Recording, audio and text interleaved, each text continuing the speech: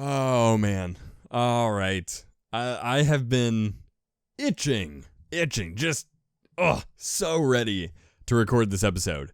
These past 5 days have been so slow because I've been extremely excited to just get this episode recorded and just let out my excitement that I've had built up for the past 5 days.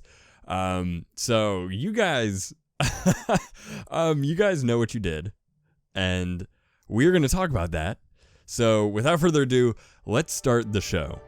I still can't believe this. This is insane. You guys are insane. Thank you. Hey. Welcome to this glorious, absolutely beautiful episode of AdventureQuest, the podcast that revolves around AQW and everything AE. I am your host, Lankey, and I don't even know where to begin. Where do I begin with this? This is, I don't know. I really don't. I over the past 5 days have just exploded in the AdventureQuest Worlds Twitterverse and on YouTube, and you guys seem to absolutely love AdventureQuest Episode 1. You guys think it was received so well. I had no idea that was going to happen. I am going to, you know what? Here, let me break it down for you. Let me tell you kind of the timeline of what happened and how it kind of played out for me. So on May 2nd, I had uploaded AdventureQuest Episode 1. And now going into this, recording it, I didn't think anything at all would ever come to this. I'm doing this because I enjoy it. I'm doing this because I like to talk, you know? It might be annoying to some people hearing me talk for 45 minutes or what have you, but I enjoy it. I enjoy having conversations. So I'm like, you know what? I'm not seeing anyone else do this. Like I said in the first episode, I don't know of any other AdventureQuest Worlds podcasts.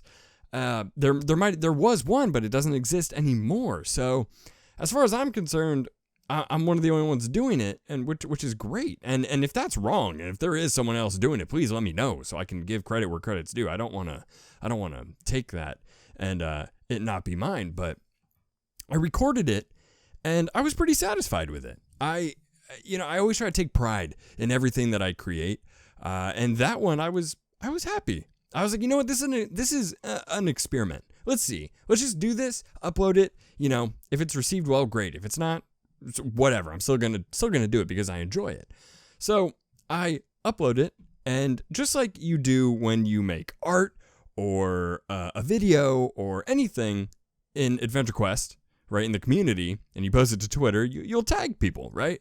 So I tagged. Let's see exactly who I tagged. I tagged Ray, I tagged Artix Entertainment, Artix Support, Alina, Dage, J6, Adam, 1A1, and Lay. Those were, and my other account, myself. So the 10 people total, 9 people not including myself. So I tagged them, and at this point, it's around probably like 2 p.m., right? And I work overnight, so I have to sleep during the day, and I'm up all night working. So I upload it. And I charge my phone, set my alarm to wake up later, and, sucks my bed, and I'm going to sleep now. And all of a sudden, I hear 1 or 2 notifications go off. And I'm like, okay, right. Some people are, that's cool. It's getting a little bit of traction. That's awesome. I look at it. Thank you guys so much for checking out. Reply, all that good stuff. And then all of a sudden, I get another notification, and I see that Alina quote tweeted my tweet of the podcast and said, checking this out now, shared the link with Artix and the team. Looking forward to hear what you think. Great idea. Okay, so keep in mind, I'm in like a daze. I'm half asleep kind of. I roll over, look at my phone, see that, and I'm like, huh? What? Wait, whoa. What is this? This can't be real. This is me? No, this is not happening right now. I must be dreaming. I look at it, and I'm like, I start getting excited. I wake up. I'm like, oh, no way. Oh, this is so cool. And then it hits me. I'm like, oh no. oh God, oh geez, no, this is, oh no. I start like freaking out, kind of like, what are they going to think? Because, I gave my honest opinions on stuff in the game, some constructive criticism. So, it you never know how people are going to take that, right? And I did it to this massive game, and so one of the developers and the social media manager, whatever, they are seeing it. So I'm like, oh no, this is, okay, you know what? This is an experiment. Let's see how this happens. So I replied to her, no way. Thank you so much for taking the time to listen and sharing with the rest of the team. I think this is something the AQW and AE community could benefit from. It opens the floor for honest discussions, good and bad. It will let us talk about things we might not like about the game and things that we love about the game, because we all share the same appreciation for a game we all grew up playing. Okay, so a basic thank you, right? And I appreciate you for checking this out kind of thing. So I lock my phone, I put it down, and I try to go back to sleep with a huge smile on my face. The next thing that happened, I did not expect. I am no longer able to sleep because my phone is constantly going ba-ding, boom, bing, boom, bing, bing, bing, bing, bing, boom, just all these notifications, right? And I'm like, oh my gosh, I am blowing up right now. My phone is, I could not lay there for 30 minutes without a constant tone of just do-do-do-do-do-do, and I'm like, no way, this isn't happening. So it turns out Alina started live tweeting me as she's watching the video, right? So she's listening to the podcast, and throughout the whole 45 minutes of that episode, she's tweeting me, talking about it, answering questions that I had in the video, live on Twitter. I'm going to run through our whole tweet thread, and I did ask her if I could share this in this video to kind of prove a point that if you might not like something or disagree with some things, that you can always find common ground through conversation and understanding. Because there's always two sides to every story, so it's always good to hear the other side to be able to find common ground through dialogue. So that is what I did, and I'm going to go through the Twitter thread right now. She said about 13, this was the first tweet, she said about 13 minutes and 30 seconds in, really solid so far, good points and well thought out, you've definitely got a voice for this. And at this point, I'm like, oh no, I know exactly where she is in the video. I'm like, she's almost at the part where I start kind of critiquing it, and I'm like really nervous at this point, right? I'm sitting in my bed with my phone in my hand, like, oh my God, this is nuts, but let's do this. And I said, I really appreciate you taking the time to listen and give me real-time updates. It's reassuring to know that my thoughts and opinions on a subject are being heard. I genuinely, enjoy AQW, and if I see something that I don't agree with, I think the best thing is to talk it out. She then replied, 100% agreed. I've always preferred a mix of both positive and negative feedback. We need to know both to better shape where we take the game next. And I'm like, great, that was awesome. She understands. She heard me. So that was very reassuring to, wow, like they are actually, hearing me out right now. So that's awesome. She then said, even though at this point I started talking about the Adventure Coin bonus packages, right? How I said there's so many posts about it, like they constantly remind you Adventure Coins, that kind of stuff. She said, even though the end dates are in the design notes and on the website, those frequent posts this time around were an experiment to see if we get fewer support tickets compared to previous bonus end items. So that was interesting to get a response on that. She also were talking about, when I was talking about the art in the game, how they're focused more on releasing the art than the release itself, right? I was responding to someone else's tweet. I was talking about what they said and kind of bouncing off their point of view on that. And she said art points are heard as well, though that's always a delicate balance to strike in terms of development scope and player happiness. Creating and releasing game art gives players something to log in and fight for, while the dev team is working on building new story updates, features, and the mobile game. Not to mention, we have a really great crew of talented artists itching to put out more for their fans and followers. In terms of scope, it is, in all honesty, faster and simpler to release art to give players who like something to fight for while the devs and coders are working on their projects, which most of the time always takes more time to build and break more behind the scenes code. And I had never thought of that before. right? Like, it's such a simple, when you break it down, it's such a very simple understanding. Like, wait a second, what am I saying? Like, these people are making a whole game and releasing every single week. That's not easy. Like, why don't you go try and do that kind of thing? I know that's a very basic response, but it's true. Like, okay, you go try and do this. That's very, very hard. So I said, that's another thing I never considered. It's better to give the player something to work towards while the devs work on bigger projects for the game rather than give nothing at all. She then responded, that is exactly why I'm answering. We have solid reasons for everything. You asked, the universe arranged things, so I heard them, so answers for you. It's like a random AMA, but based on your podcast. I then said, I'm glad the universe arranged things so my questions could be heard. I've never participated in an AMA before, but I'm glad my podcast engaged this conversation. This is fun. Alina then started talking more about the AC reminder post because we were still in that general. She then started talking a little bit more about the AC post that I mentioned before. She said, I understand the points about all the AC reminder posts. It's one of the less great things about real-time social media feeds. If you don't check Twitter or Facebook often, you'll miss them. And in the past, we've had a fair few complaints about people not knowing bonuses have ended. Which that's like I'm so stupid. Like, that's another thing I never really thought about. People not just missing it. Man, I look dumb. I never thought about that. And I said, that makes total sense now, and I understand it completely. It's good to hear the other side so I can have a better understanding. She then replied, I hadn't planned to do this today, but I think it's very valuable dialogue to have, and I'm glad you got the ball rolling. And that is exactly what I want this podcast to do. And it's happening. It happened, man. It was like a lightning in a bottle, and I still haven't come down from that excitement high, really.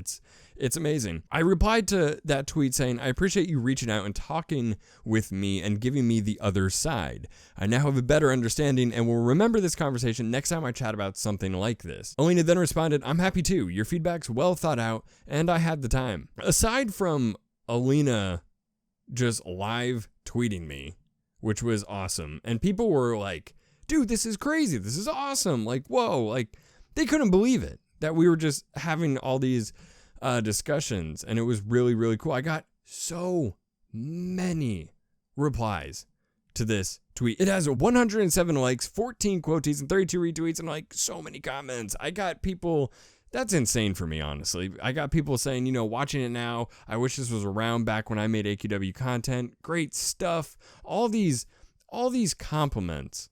And it was received so well. People are saying I enjoyed this podcast while farming. It makes the game more interesting by now after listening to the cast. Great job, guys, and thank you for your service. And then so many people helping me. I talked in that episode about cryptocurrency and NFTs. People are sending me links to all this stuff.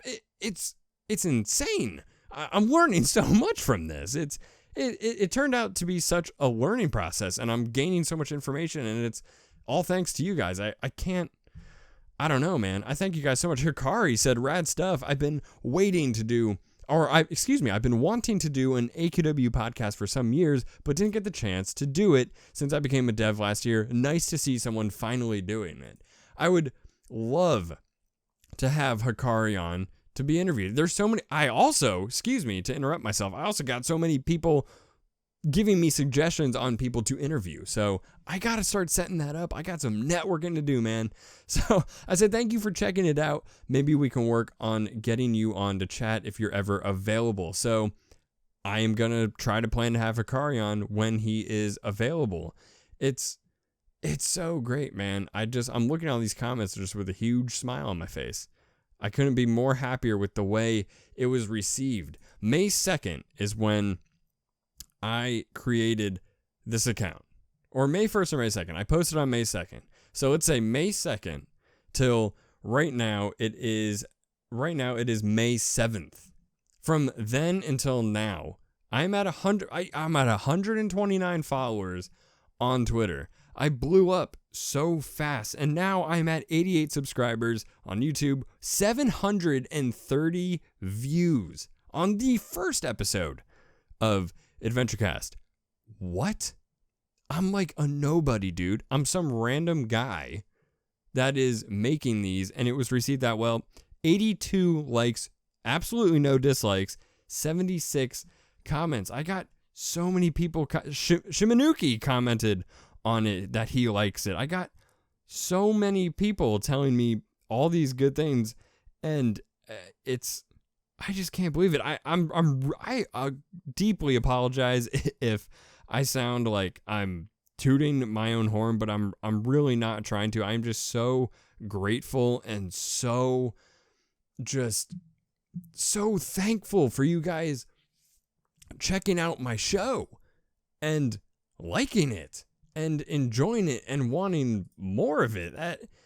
That just makes me feel so happy that could happen this way. Another really cool experience was having all these other kind of big names in the AQW community retweet my podcast. Like Ray said, really cool concept, come to life and masterfully done by Lankey, AQW. I think this could be a real successful podcast and certainly fills a void in the community we didn't even know needed filling. Have a listen. That is so awesome that he took the time to do that. And then I have Thrud also quote tweeted, said, yo, check us out if you enjoy AE games. Sky said, the most majestic voice ever. I hate the sound of my own voice, honestly, so thank you for that. And then Artix himself said, wow, good voice. This is pretty cool. He quote tweeted it out, and more people checked out my show, and I still can't believe it's happening. And then I said, wow, everyone has been really supportive of this podcast. I've only released one episode. I want to give a huge thank you to Alina for talking to me and taking the time to share my video and making it possible to connect with you all. So, I mean, I don't know, man. Where do I begin? Like, I'm already 23 or 25 minutes into this episode, and the whole time I've just been so excited and just filling you guys in on this, on what happened this past week, because it's definitely something to be proud of and definitely something to talk about. Now that we have all the thank yous out of the way, I sent out a tweet on May 3rd. What are some topics/questions you have that you want me to discuss in episode 2 of AdventureQuest? If you guys are cool with it, I will read and show the tweet and who submitted it. If you guys are okay with your tweet being in a video, reply to this tweet with your topics/questions. And boy, oh boy, did you guys send in your questions. I'll tell you what, throughout the week, I wrote them down in my notepad on my phone while I was at work when I had a few minutes. And I got some pretty good questions for you guys. I'm going to try to answer the ones that I can. There's some that I haven't been able to really sit down and think about, because I don't want to just give you a lame answer that I just thought off the top of my head. I really want to think about it and give you a true, well thought out answer. But this question comes from Zukai, at Zukai AE. He said, if you could wipe your memory of an in-game event so that you could experience it for the first time again, which would it be and why? That, to me, was a really good question, because I've been playing for over 10 years, so there's a lot of, events and memories that I have with this game. But the one that I would say really sticks with me the most is probably the Mirror Realm release, because I just think that the whole Mirror Drageth and all that was really cool. And the reason that memory sticks with me and pops in my head is because that was the last release I played with my friend who introduced me to AdventureQuest Worlds in the first place. So basically the rundown of the story is I was on the school bus in 9th grade, and my friend told me about AdventureQuest Worlds, and then that day I went home, created an account, and we played all night. And then from then on, the rest is history. I've been playing since then. But he doesn't play anymore. He got banned or something for language or something. I don't remember the exact reason, but it's been years and years and years and years and years since he has played. I haven't even talked to him since then, actually. I lost contact with him, which sucks. I'd like to reconnect with him, but that is the reason that one pops into my head, because he introduced me to the game, and then the last release I played with him was that one. And ever since then, I've been riding solo with this game. You know, I had one friend who I grew up with, who I got into the game, and he did play for some years, but you know, it's been, I don't even know how many years since he logged out and never logged back in again. I still keep in contact with him, but I guess he just found better things to do, or got interested in something else, I should say. But I think, you know, I don't know, that is the one that sticks in my head the most, and that's why it kind of holds sentimental value to me. So Zook Guy, I hope that answer fulfilled your question. Next, we have a question from, I don't know how to pronounce this. I'm going to try my best. You know, you guys get really creative with these names. I'm going to try this. Here we go. This one is from Vori. I so butchered that, I think. I'm so confident that I did. But it's at Vori AE if you guys want to follow all these people on Twitter. Just hear what their ad is when I say it. He or they asked, what year in AQW is the most memorable to you and why? Okay. This one is making me dig deep into my memory filing cabinets. What year is most memorable to me and why? I think I'm going to go way back to when I first started playing AdventureQuest Worlds, because that year to me was just a good year in general. With, like, speaking of like just life, that was a good year. I was 15, but it was a good year. I got introduced to the game. I made a lot of friends in the game and in real life at school and stuff. You know, I've always been a very introverted person, which is what, it's even hard for me to record these videos because I'm so introverted, but it helps to become extroverted and talk and stuff like that. That's why I think a lot more people should try this, and that's why I say it's therapeutic. It helps. It definitely helps. But yeah, it was just a good year in that way, and that was probably the best school year I've ever had. I had so much fun that year, on top of being introduced to AdventureQuest Worlds. But the reason that sticks out to me is because I played with my friend that I mentioned earlier, and he taught me so much about the game, and I had all these amazing experiences of like first releases, and like everything was just new to me, like a tidal wave just engulfing me in all this new information and new content on this game. And I was so invested into it, right? And I think back then, at least, the releases were better, in my opinion, than they are now.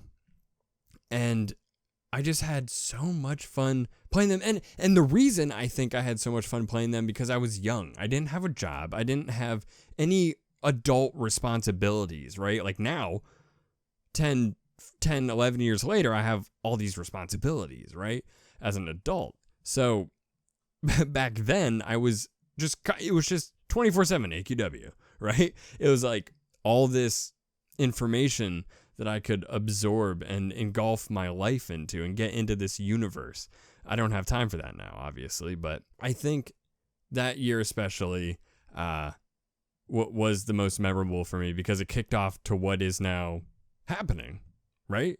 So, you know, I think that answer was kind of basically the same thing as the last one, but I hope it was a good answer, and I hope it helped you. This next question comes from Thrud at Thrud10. He said, "What classes do you like using and why?" Okay, so to be honest with you, I'm not a big class guy. I don't have many classes. I want to get more classes because they're cool and they're useful. So, but I would say, what classes do I like using? I like using Darkside the most, which is funny because the Dark Lord class, it's Friday right now, so Dark Lord class has been released, which I'm going to get. But Darkside, to me, I love using that class because it is such a good class.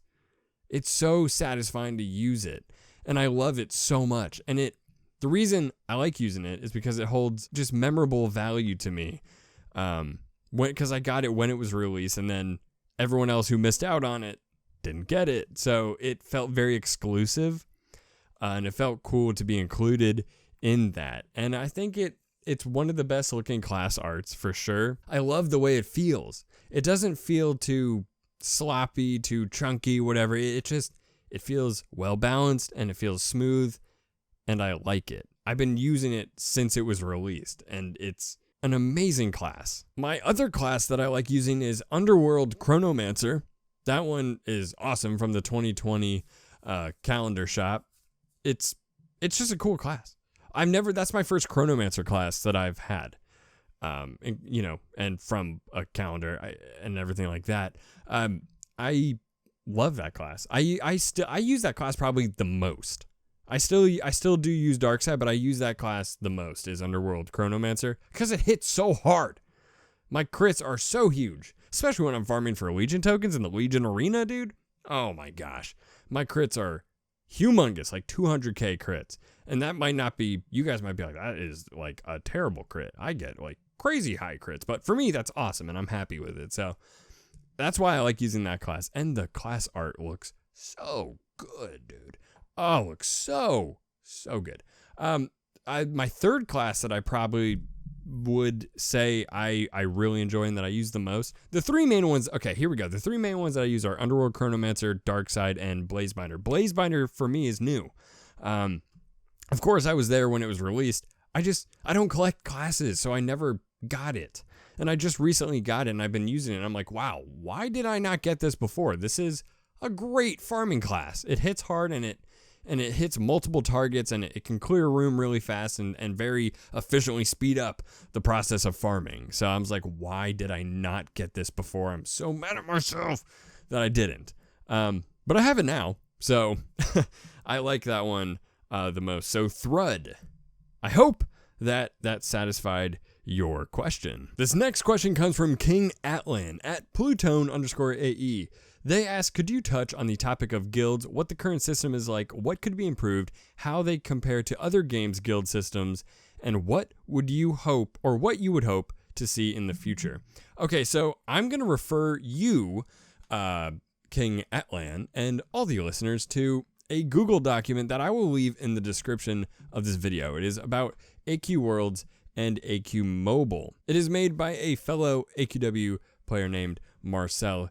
They went through and made about like 8 or 9 chapter with a bunch of sub chapters, this Google document breaking down everything that they think could be improved in the game. And they specifically talk about guilds, and they show pictures of the code that they wrote for it and stuff like that. And it is so beautifully, masterfully done. They talk about other things from other games that they'd like to see implemented into the guild system of AdventureQuest Worlds. Like simple things like customizing a guild banner and having a guild hall and stuff like that.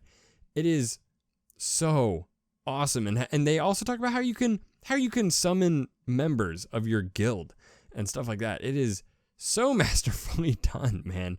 I can't just hype this up enough. They talk about like a creation panel, a roster, recruitment, and other features that they can add. There's a lot to go through in this whole entire Google document. So I'm going to refer you to this whole thing. And I feel like this Google document could answer a lot of questions for a lot of people. So King Atlan, if you have the time, and all you listeners, if you have the time, definitely read through that, because it might answer a lot of questions that you didn't even know you had. I have 2 more questions that are generally the same question.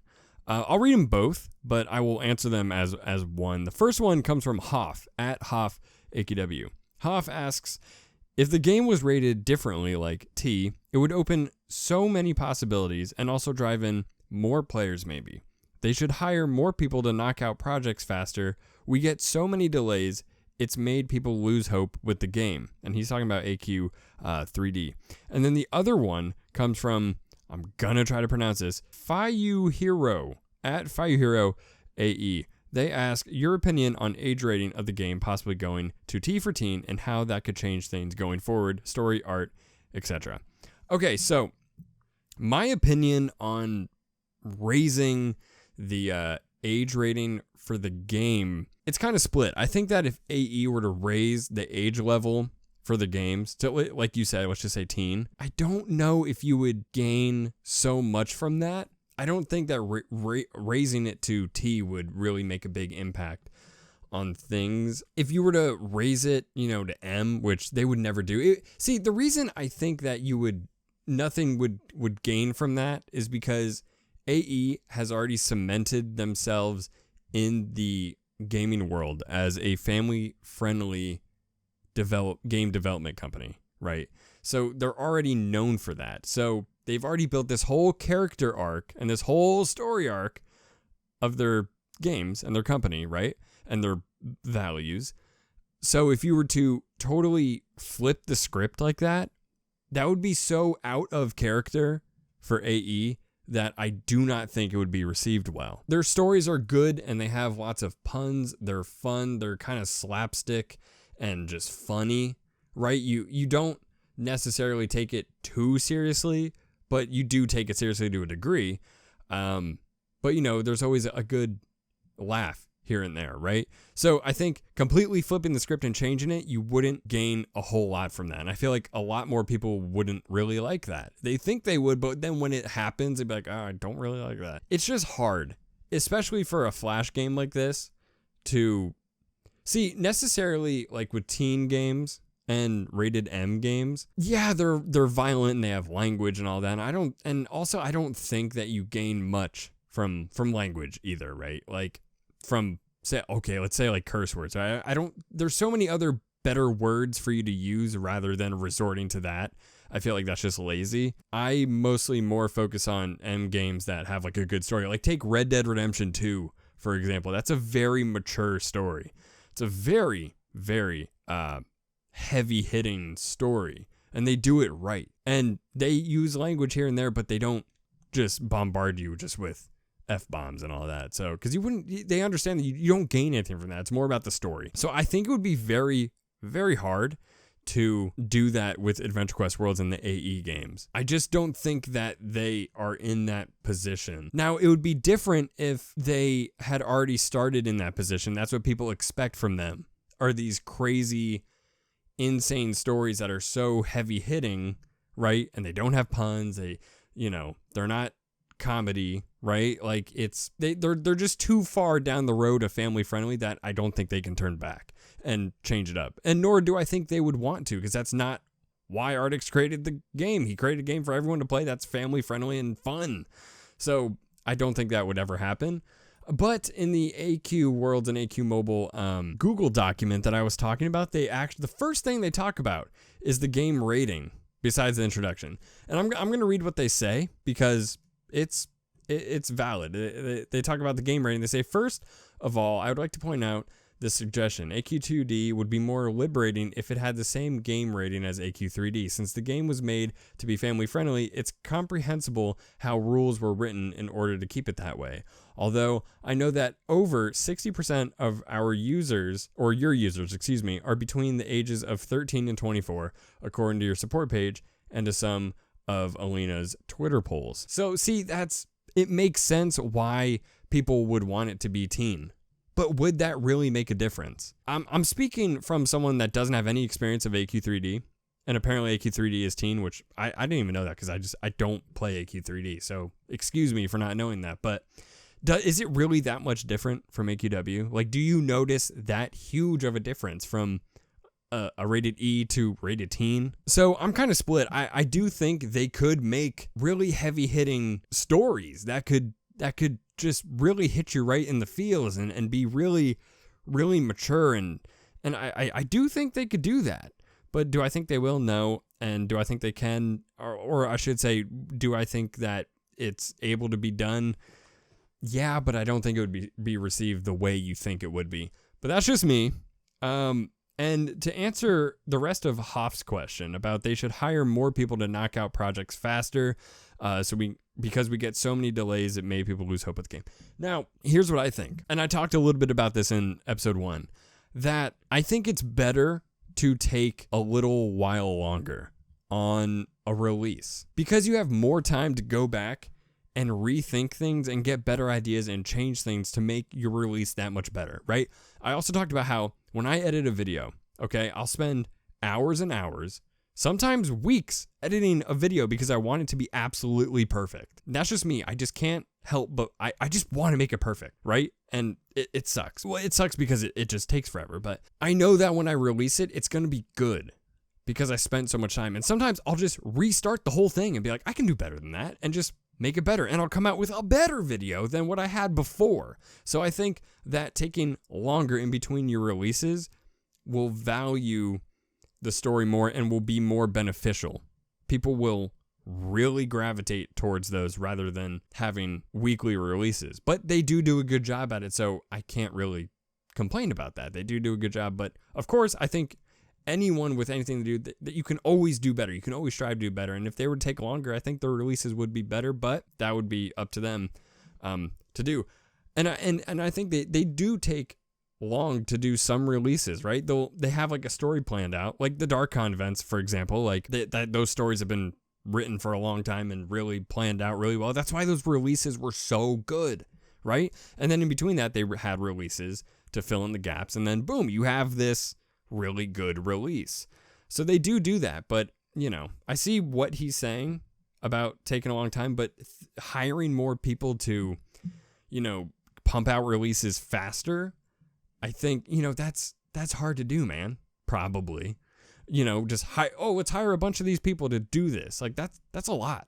They're a very small indie company. Like they're pretty big for an indie company, I'm sure, but generally compared to a AAA game studio, they're generally very small. So, hiring a bunch of people would be difficult, and try to get them engaged with the story. And, sometimes that always doesn't work out. And it's always better to wait for things than to want them right away. Like when you get them right away, you'll be like, yeah, this is great. But then you're like, well, it could have been better probably. So that's where it comes into play. Just sit back, relax, let them get the games. Cause I said this, in the video and in the tweeting with Alina, that I made the point of suffering quality for quantity, right? Like you want to pump out a lot to have a good quantity and a consistent upload of releases and stuff like that. But sometimes you can fall into the trap of having your quality not be so good. And we talked about that like she mentioned that it's like a never ending battle. It's a quest to find the perfect formula to have consistency, make your players or viewers happy, and having high quality. And I mentioned it's like I said to her, it's like an internal battle. You just have like an internal monologue with yourself, and it's difficult. It's like your brain is a revolving door that never stops spinning. And she made a lot of good points about the release, all these small releases, have one really big release that took a while, and then having those other small releases will give their developers time to sit back and just breathe and relax and collect their thoughts so they can make more better releases down the road. So I hope that all made sense. I hope, you understand where I'm coming from when I say that. I don't know. I try to compare it to making videos, right? And I try to understand it from that point of view of creating something. It might not be the same exact thing, but I understand the process of creating. So I really wish I could get to all these questions, but there are honestly some questions that I really need to sit down and think about to give a really good answer and not just me rambling off the top of my head. So I'm not going to be able to get to all of them. I will touch on all of them in other episodes and stuff like that, but this is the first time doing like kind of a Q&A. So the last question that I'm going to answer is from Cimarelli at Rachel. Dude, gosh, you guys with these names, man, I don't know. I'm just gonna say Rachel. Yeah, I'm gonna say Rachel. Okay, so Cimarelli asks, invite guests like, for example, she said Bad Wife AE. Ooh woo. Okay, so I didn't know who Bad Wife was, and then I checked out her channel. She makes great videos. I would absolutely love to have people on the program, on the show, to talk, because we can all relate to things in the game, and I would also love to really have some other content creators for AdventureQuest Worlds, big or small. I don't care how big or small you are. I just want to be able to talk to someone that can relate to what I'm talking about. And it would be good dialogue to have, and for people to listen, people would enjoy that, I'm sure. So yes, I do want to have guests, And I did reach out to Bad Wife. And I do want to set something up with her. So yes, interviews are going to be happening. So if you guys want to, go in the comments and tweet me at Twitter at AC Live Podcast. Or you can tweet me at Lankey, my other Twitter for my other channel, whatnot. And tell me people that you want me to interview. You want me to have some guests. Like I said, I'm looking for a co-host. I would love to have a co-host. I think that'd be really cool. So do me that favor. Go into the comments. Let me know what's up. I posted also on Twitter, what do you guys think about me making a website for AdventureQuest? It would consist of blog posts, summaries, show write-ups of each episode.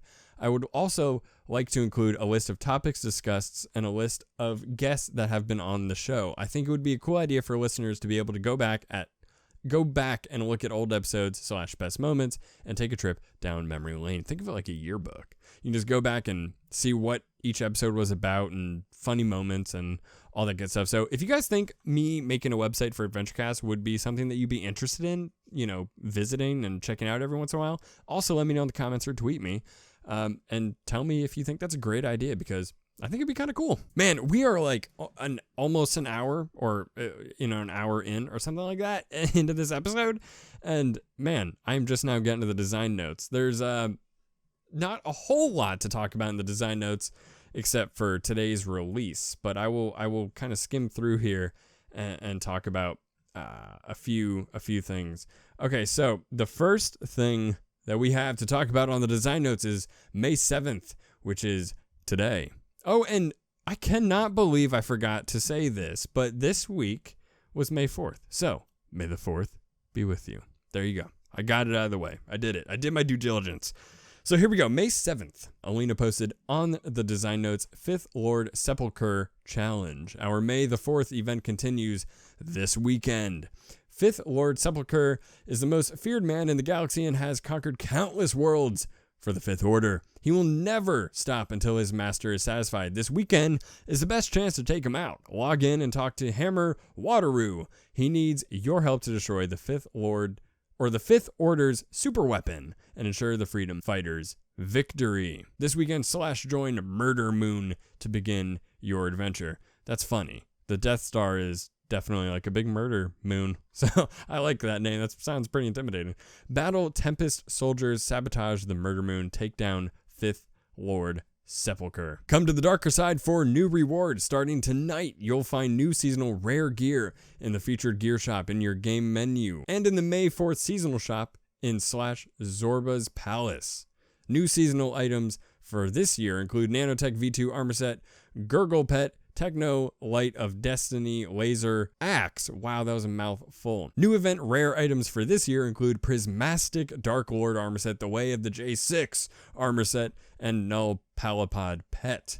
So that's pretty cool. And another cool thing is there was a poll on Twitter that Alina posted of a new name for a new class, and the winner was Dark Lord. So new this year is the Dark Lord class. Talk to Hammer in /Murder Moon to begin the battle to create a cargo hold's worth of new space gear, including all the items in the Dark Lord class. Over the last couple of years, we've been bringing back previously rare class skills paired with new art so that all players can enjoy the gameplay. Previously, the Dark Side class debuted in 2012. Man, that was that long ago.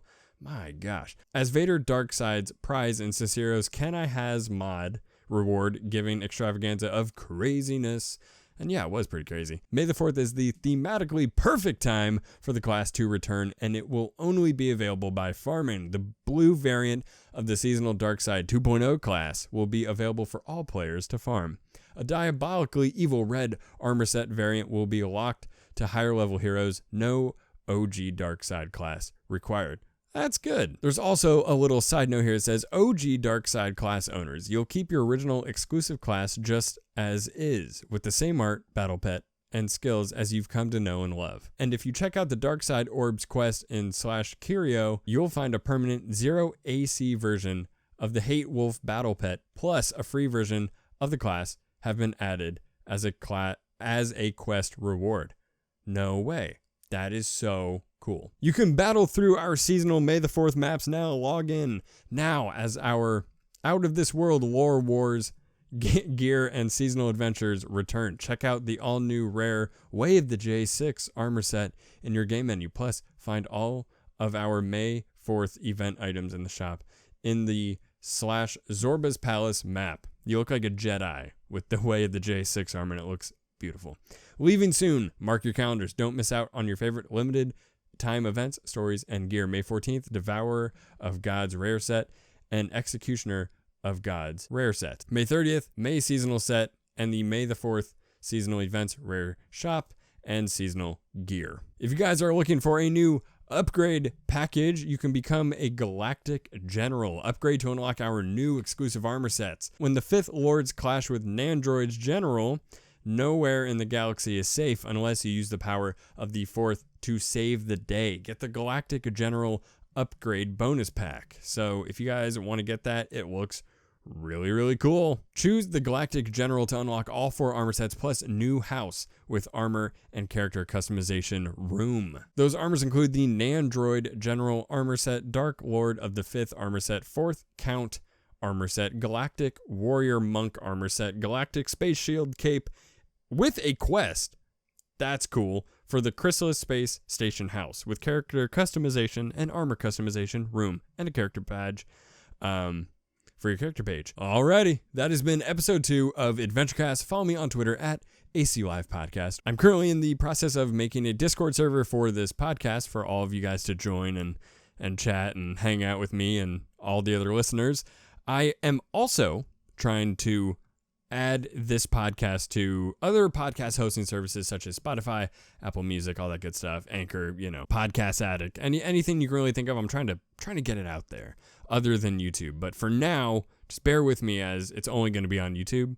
And I will always upload it to YouTube, including those other hosting services because I have video also. So it's always also going to be on YouTube. So until I get all that sorted out, it is exclusively to YouTube. I hope you all enjoyed this exciting episode of AdventureQuest. I had so much fun, man, over the past week. I literally could not wait to record this episode because I wanted to thank you guys so much for what you've done for this podcast, making it what it is right now. And it's only the 2nd episode in. That doesn't happen. That is insane, and I can't thank you guys enough. If you guys want to, for the next episode, if you have any questions or topics that you want me to discuss, I will do my best to do that. So tweet me those, leave comments on this video of things you want me to discuss, and if there's anything, because I'm still new to this, if there's anything you think I can improve, let me know.